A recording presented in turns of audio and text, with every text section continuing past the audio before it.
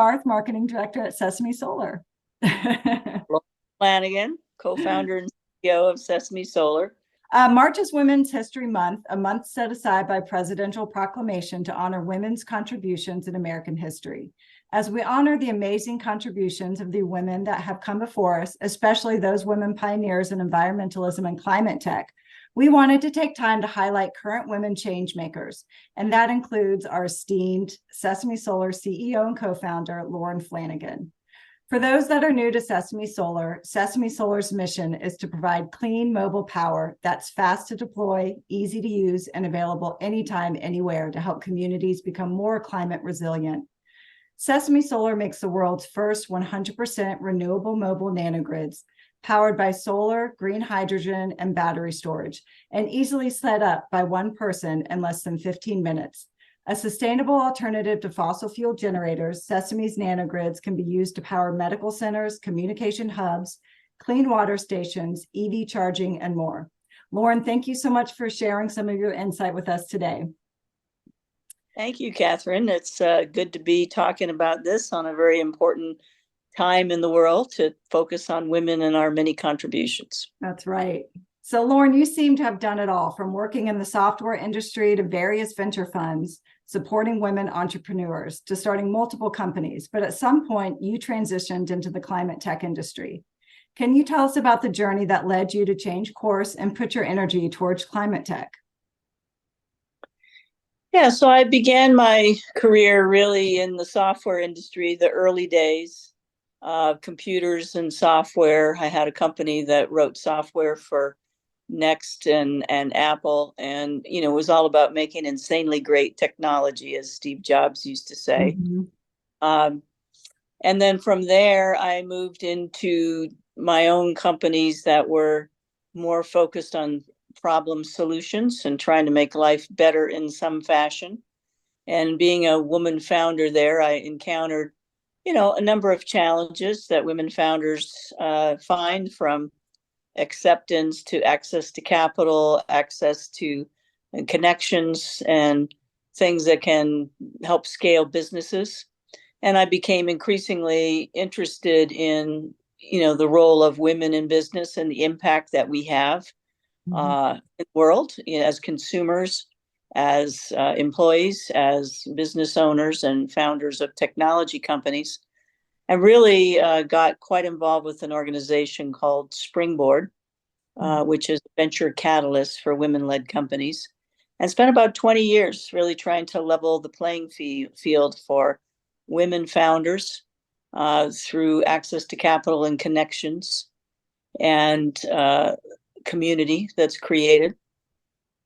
And that's been was my legacy. And all along, I kept thinking, we're facing an existential crisis in the world right now, with extreme weather events caused by climate change, increasing parts of the world becoming uninhabitable. We've got to do something to stop and slow it, at least mitigate the impacts. And so in my mind, I wanted to make my second legacy, besides helping women and underrepresented founders, was to address the impacts of climate change. So I've been pretty intentional throughout my career, making great technology, trying to solve big problems, focusing on the problems that other women founders and persons of color and diverse founders have, and now climate change. So I like to think I'm here for a reason, and I try to make a difference in what I do. Well, I think you're proving that. So you've worked with some amazing visionaries like Steve Jobs, Martha Stewart, Kay Koplovitz. Do you think that some of these people helped you drive that passion that led you to start Sesame Solar? Oh, absolutely. I mean, as I talked about my journey from great technology to solving important problems to wanting to make a difference in the world, one of the things that Steve Jobs used to say, because he always said, I don't believe in market research. He said, I'm trying to create products that people don't even know they want, but after they have them, they can't live without them. Yeah. And I thought such a great way to describe what technology can mean to people. I mean, think about the world. I mean, everybody's glued to their iPhones, right? And he's the one who came up with, I remember that presentation so well. It's a phone, and it's a on the internet and, all these things that it does this, and this, and you're like, oh my gosh, you can't believe it. It was so mind-blowingly different. And no one had really put it all together until him. It's basically more computer in your phone than was available, and except for supercomputing centers. So it's quite extraordinary. And just his vision and attention to detail is something that struck me. When he was a young man, he was very, very critical of people. But as he got older, it wasn't about people, but critical of bad decisions or choices. And you'd always say, you can do better. So, he evolved. And I learned, one of the things I learned was that work ethic of the Silicon Valley, which I lived in for several years, many years actually, is killing. I don't think it's necessarily the best way to do it. It's what we used to do, 80 hours and then on a deadline, weeks without sleep or doing anything until you hit the deadline. And I don't think that necessarily makes the best products, though there are some fantastic products that were made that way. But all those things were formative in me of what to do and what not to do. I think are kind of some lessons that I took from that. And also somewhat the culture of male and female. The women that I've worked with have been so much more collaborative and team, as opposed to, this do or die or ruthless, must get it done by a certain time, no matter what happens to anybody or anything around them. I think that's a pretty killing thing that we're seeing a lot of mental health issues come out of in the tech world, of people who just can't live that way. They don't want to live that way. And it's probably not healthy.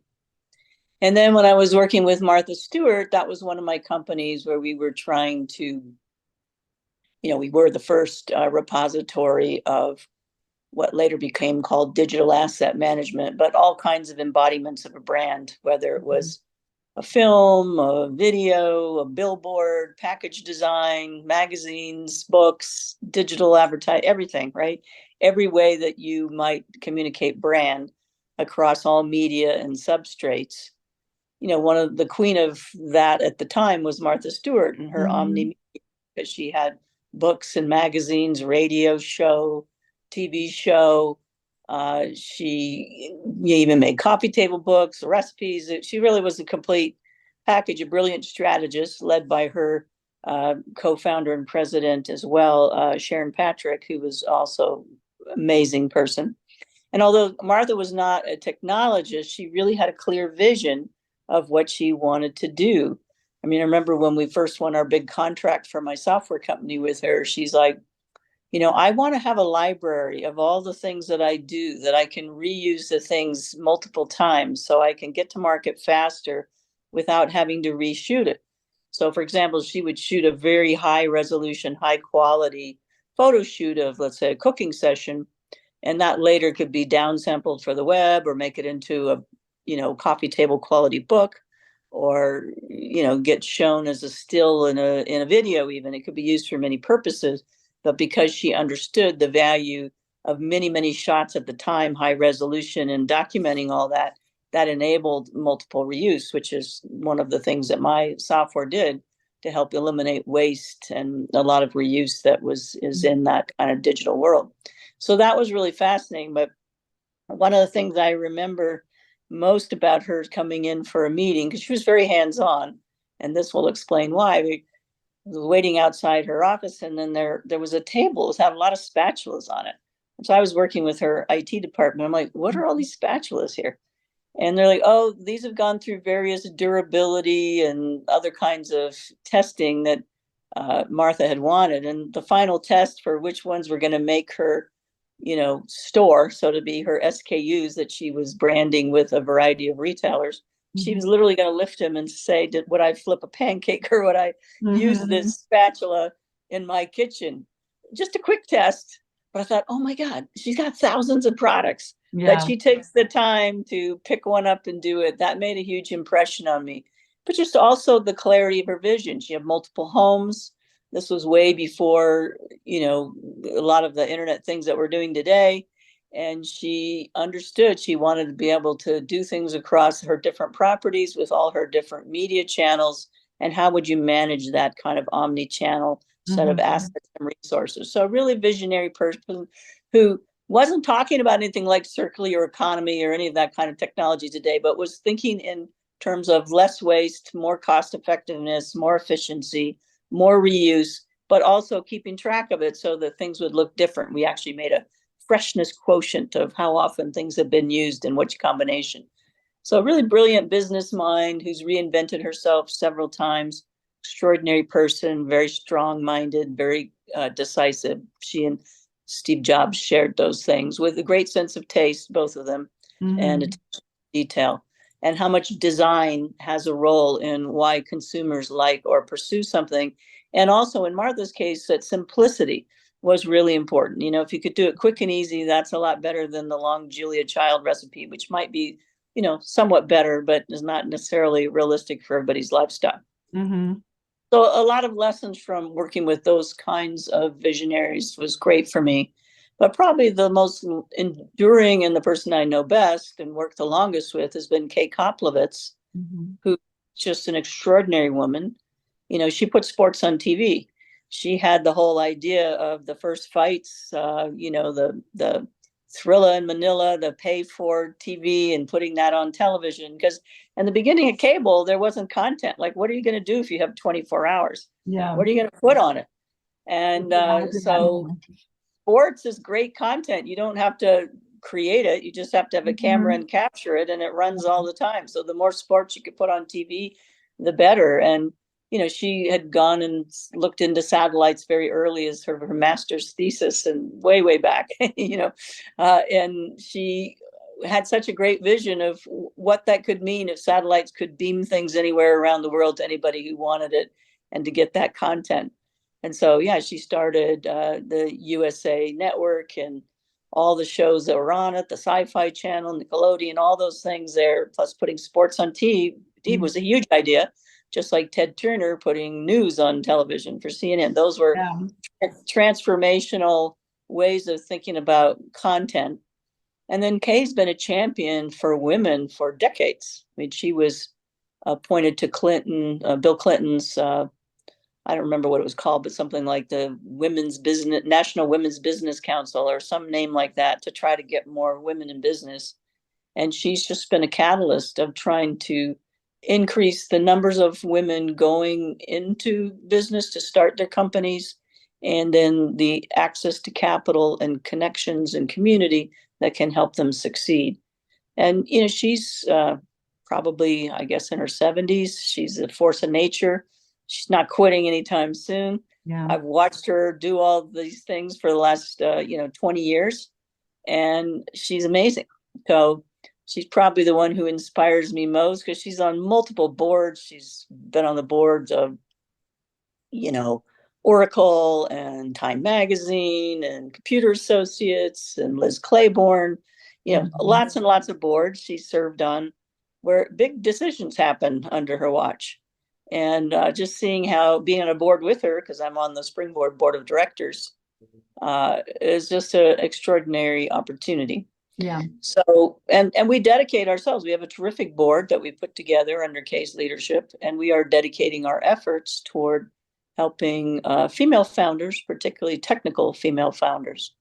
Yeah, women and Steve had really big impact on me. I would say those have been transformational in how I think about business. Yeah, hearing you talk about them, I can definitely see a lot of these themes that you bring to Sesame Solar. And like Steve Jobs, I feel like you're definitely ahead of the times here with bringing a product that customers may not realize that they need yet, but they do. Can you talk a little bit about the innovation that you've been bringing to Sesame Solar? Yeah, so, the problem, I like to solve very specific problems. And the problem I wanted to solve at first, because it was narrow, but it could be big, is if you could decarbonize disaster response, that could lead to decarbonizing off-grid power in general, which is a huge market.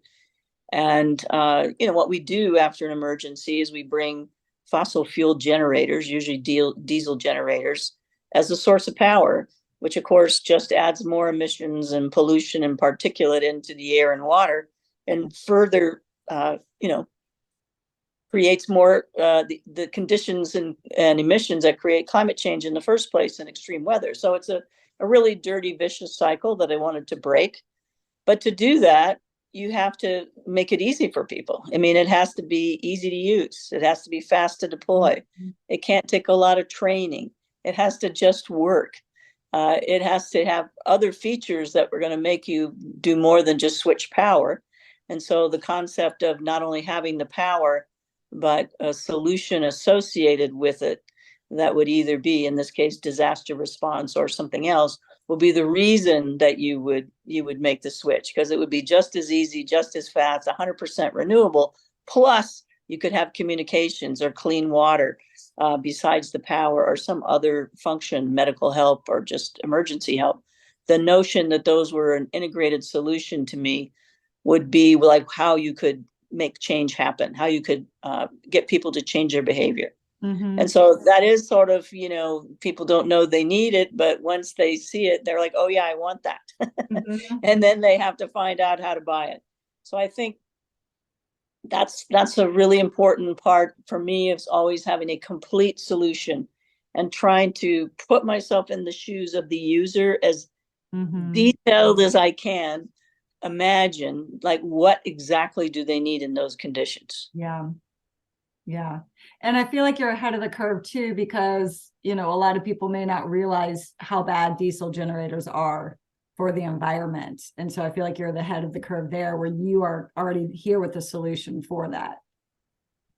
I think there's an increasing awareness that, the fossil fuel emissions have to go, but it's hard to do. I mean, when cities are without power, or there's a hurricane or a wildfire, people need power, communications, and water. They'll take whatever. They're not religious about it. So to get to behavior change, it has to be a combination of mandates, incentives, something simple, something complete, something elegant. Design, of course, helps. All of those factors are what can enable behavior change, because we all have to participate. It's not just up to government.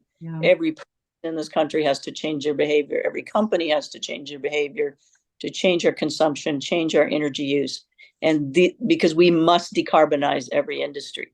So I started with disaster response, but it can easily spread to many other industries like construction or oil and gas or mining. The telecommunications industry obviously is in general important, because you've got to be able to keep the comms up when power's out. And we've had the entertainment industry come to us and say, hey, we want to decarbonize. We're putting hundreds of thousands of tons of CO2 into the air every year on a global basis from, our location shoots. So I think these are big problems to solve. So that's the ultimate way for me, is a narrow way to figure out, to fail fast. Is it going to work or not? And then if it does, how big could it be? Could it be really ubiquitous? Could it be truly transformational in behavior change?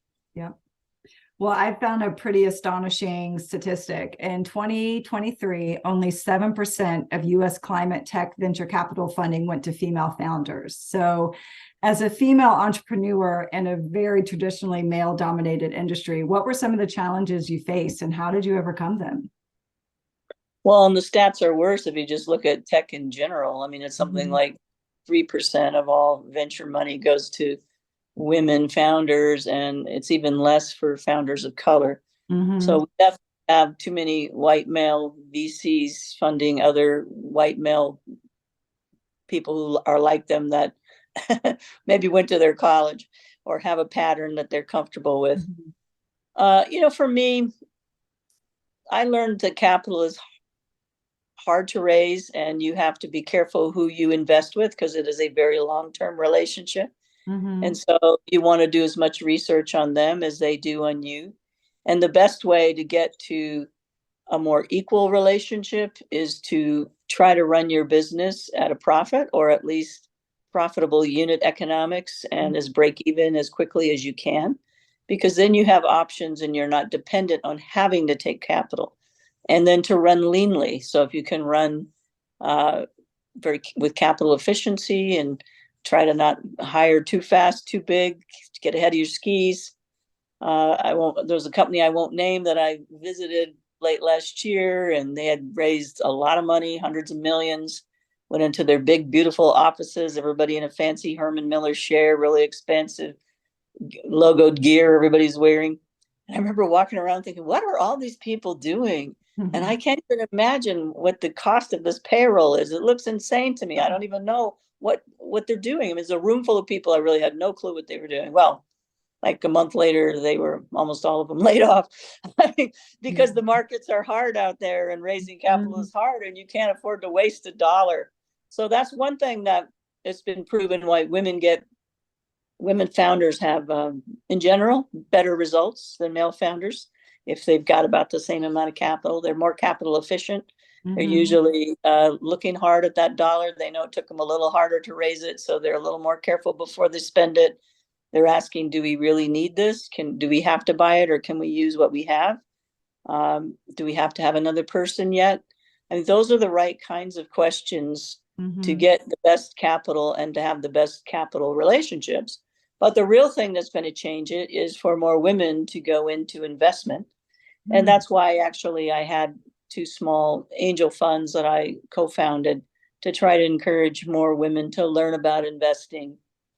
Make some small bets, even if they lost. It wasn't so much about that as to learn what to look for and how to do it, and to bet on women that could potentially come up with solutions to problems that could be life-changing and that would be in their communities. So the more women start investing their money and more women get into investment, whether casually, professionally, or, as a real venture catalyst, that's what's going to change it. Because women know other women and they will invest in other women. It's just the same pattern recognition that the men have. But the problem, it starts with the fact that there's so few women and persons of color in VC. And if they are in there, they tend to be in junior positions. Or if they're an emerging fund, they don't have a lot of capital yet until they're more successful. So it's a challenging equation to break, but we're about to have the largest wealth transfer in history. Literally trillions are being passed to this new generation, and a lot of money is going to women who outlive their male family members and to younger women who are going to college at a higher rate and starting businesses at a higher rate. So there's going to be a major transformation in this next generation, and I think we'll see it in the market. But meanwhile, with the challenges there, my advice to other women is to not need the capital if at all possible. Find other ways to get it: grants, revenues, customer financing, vendor financing, small amounts of capital combined with state development monies. There are a lot of grants and things out there. There's a lot of ways to get the capital you need without having to chase it from a few who may not give it to you, and so you waste a lot of time or might not treat you in the same way. And then to share your knowledge. I mean, share the good ones and share who are the ones to avoid.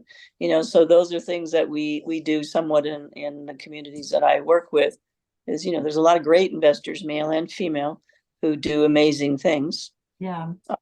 And those are the ones you want to shout from the rooftops about. I agree. Well, Lauren, it's clear that you feel very strongly about supporting women in the marketplace. What initiatives have you set at Sesame Solar under your leadership to foster a positive work environment for women and diversity? Well, I consciously wanted to hire as many women as I could, which is, we have a lot of women in our sales and marketing team, yourself included. It's a little harder in the skilled trades of welding and fabrication.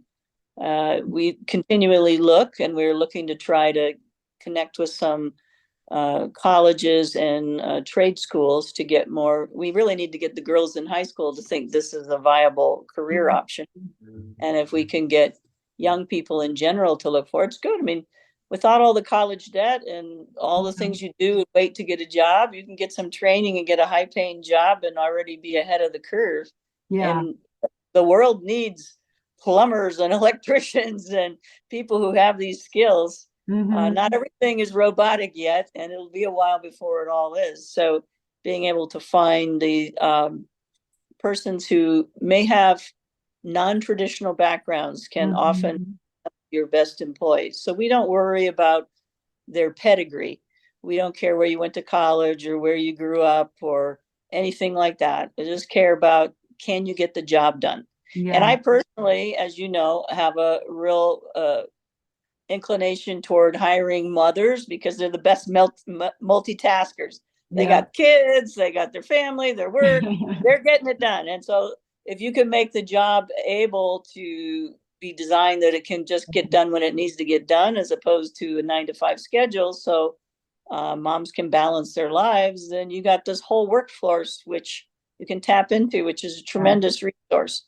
So I've made real effort to be have inclusion of many factors, not just gender or race, but many considerations. Mhm. Age, if you speak another language, if you lived in another country, any of these experiences that can give you a better view, that's good.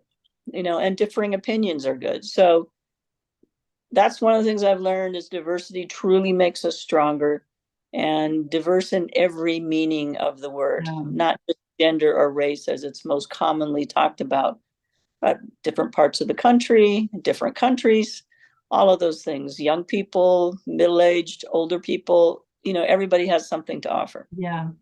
Want to tie into that, what do you think are some of the unique strengths that women bring, especially to this industry?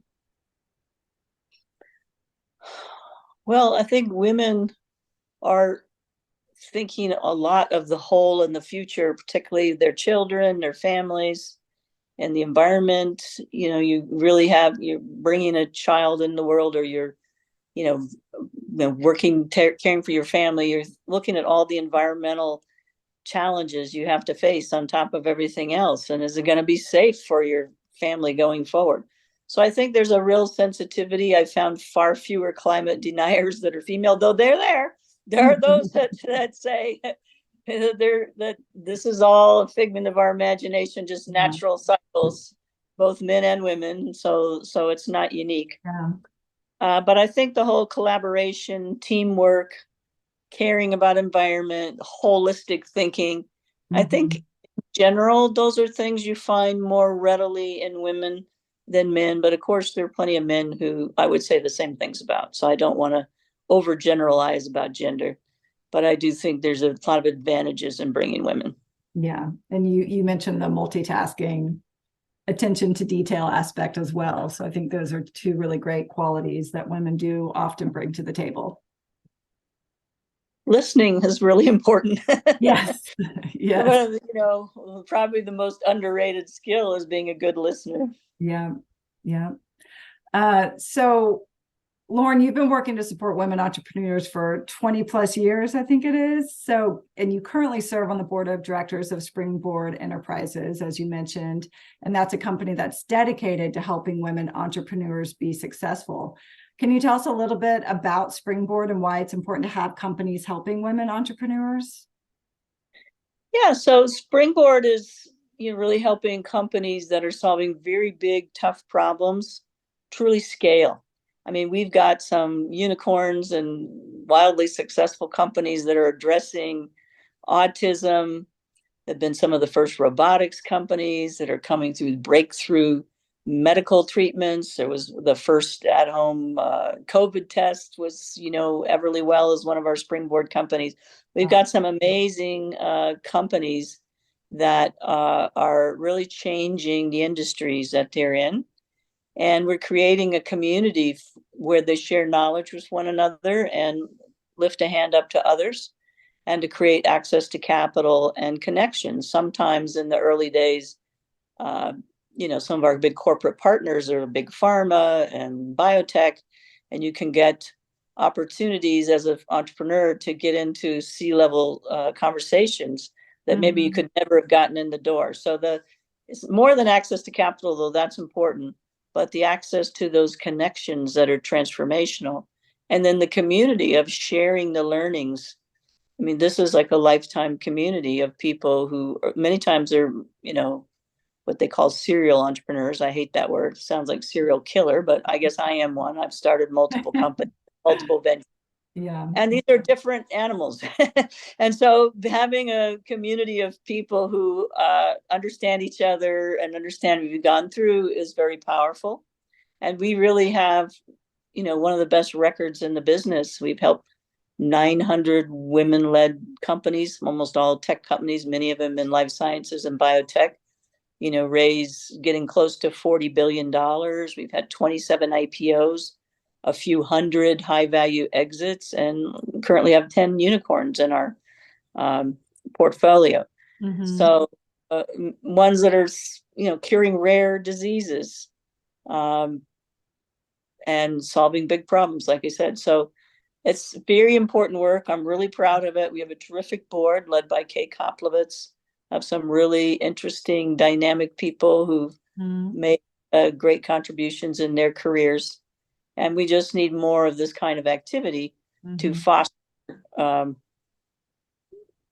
more women going into solving big problems. Yeah.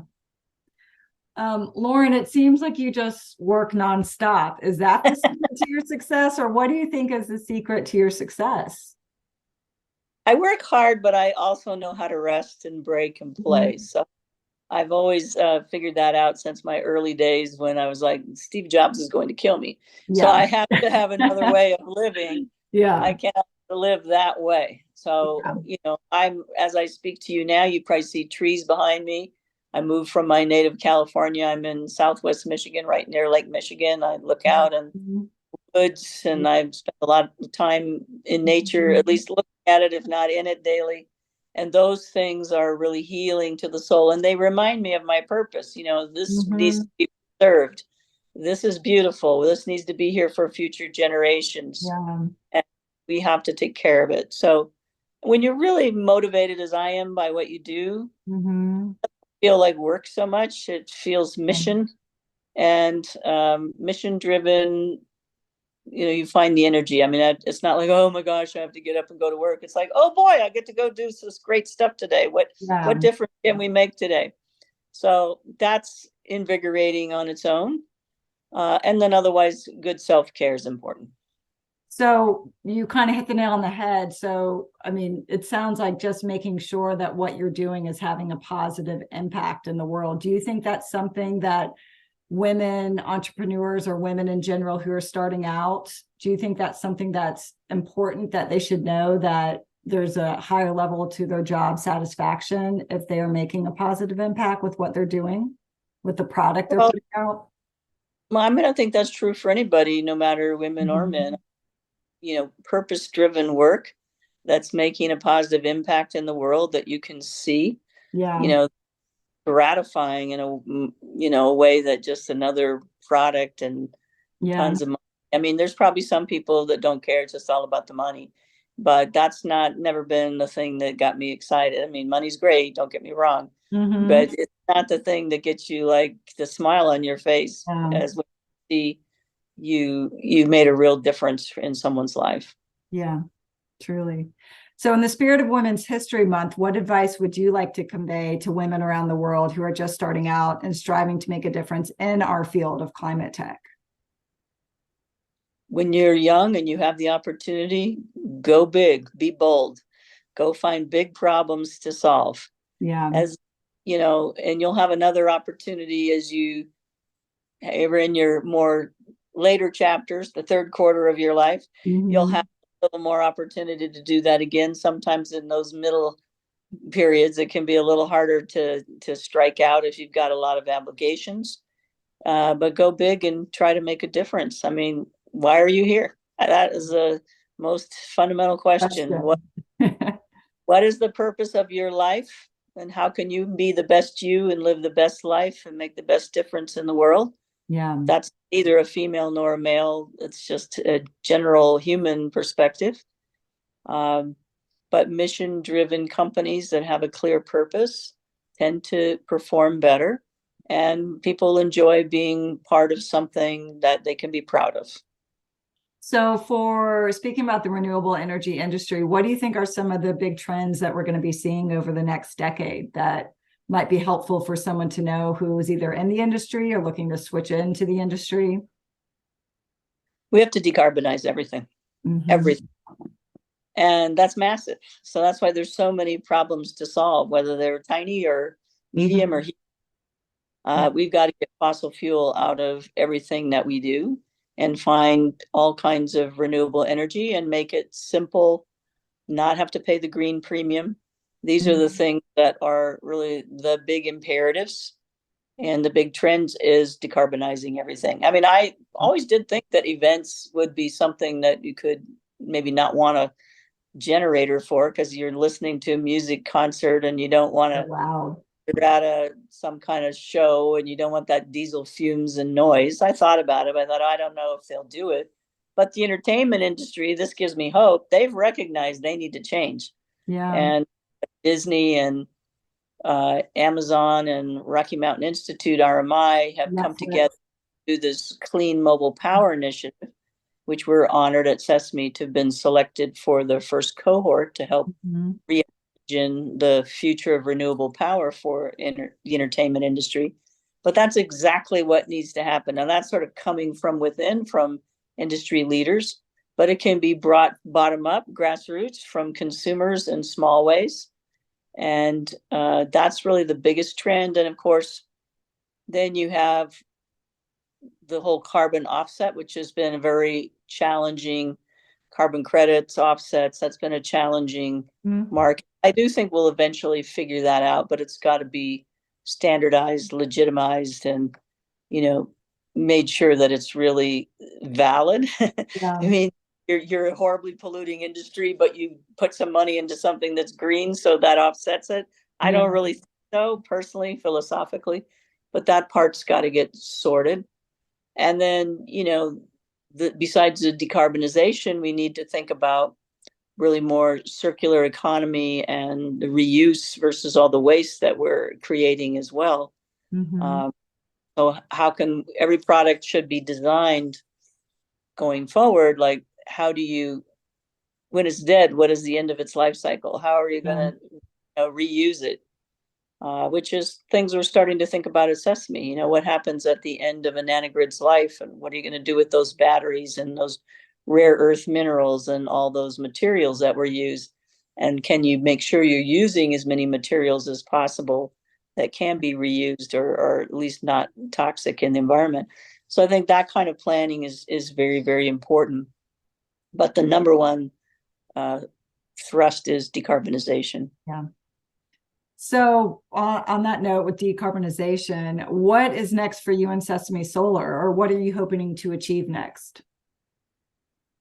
Well, we want to build them better, faster, and more cost effectively and try to get distribution partners in place that can help make it ubiquitous. We've been working on our software platform for remote monitoring, and the next generation of that will be remote operations, and kind of the holy grail will be autonomous operations, a notion that you can drop it anywhere and a nanogrid and its services will just run on its own and do everything that it needs is really the big vision. That's quite a long ways off, but it's, you have to have that kind of big vision to start making the steps that get you there, even if that just starts with a software platform that allows for remote monitoring and then integration of sensors for remote operation. So those are like the steps.